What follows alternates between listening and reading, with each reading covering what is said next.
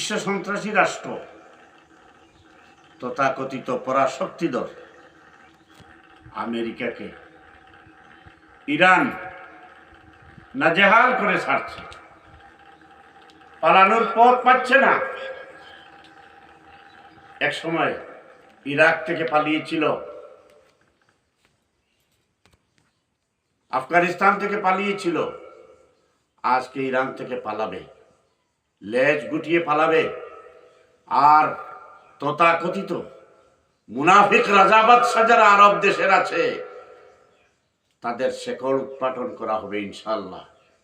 অনুরূপভাবে যারা এই বিশ্ব সন্ত্রাসী আমেরিকা এবং যার রাষ্ট্র ইসরায়েলের বিরুদ্ধে যুদ্ধরত ইরানকে মানুষ থেকে, ইরানের প্রতি মানুষের অসন্তোষ সৃষ্টির তরে ফতোয়া সন্ত্রাসী চালাচ্ছে, সেই মুসাদের দালাল ফতোয়া সন্ত্রাসীদের বিরুদ্ধে একসময় মানুষ জেগে উঠবে।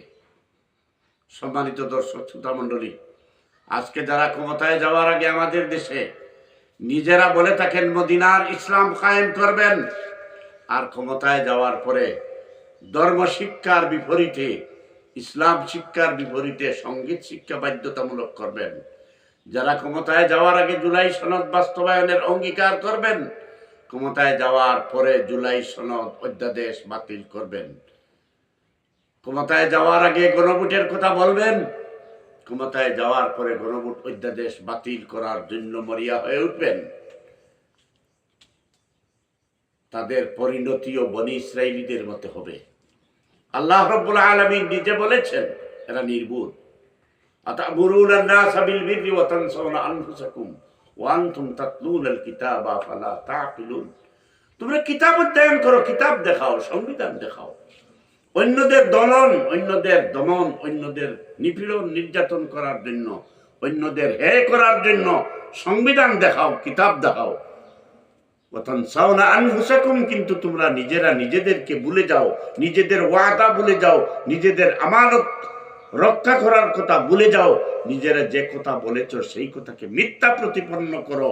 এই জাতীয় বনি ইসরায়েলি চরিত্র তোমাদের মধ্যে যদি ফুটে উঠে, মনে রাখো, শাসক হও, ধনী হও, আলিম হও, ফতোয়াবাজ হও, ফতোয়া সন্ত্রাস হও, অস্ত্র সন্ত্রাসী হও, বনি ইসরায়েলীদের মতো তোমাদেরও বিপর্যয় ঘটবে।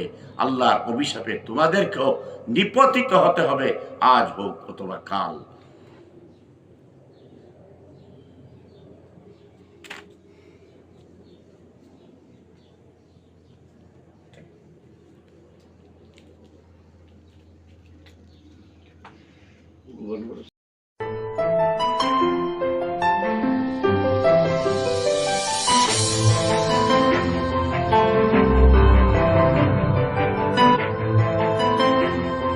যদি আরো 10 বছর সংগ্রাম করতাম, এই স্বৈরাচারী সরকারকে, যারা সেনাবাহিনীর অস্ত্র নিয়ে, মারণাস্ত্র নিয়ে নিরস্ত্র মানুষের উপর ঝাঁপিয়ে পড়ে, এদেরকে সরানো তো সম্ভব ছিল না।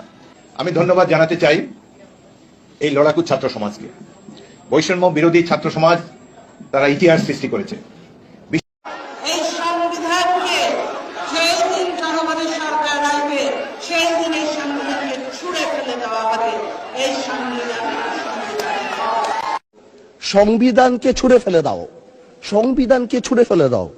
সংবিধানকে ছুঁড়ে ফেলবো কেন? সংবিধানকে মনে করায় দেয় যেটা ৭১-এর পরাজয়ের দলিল।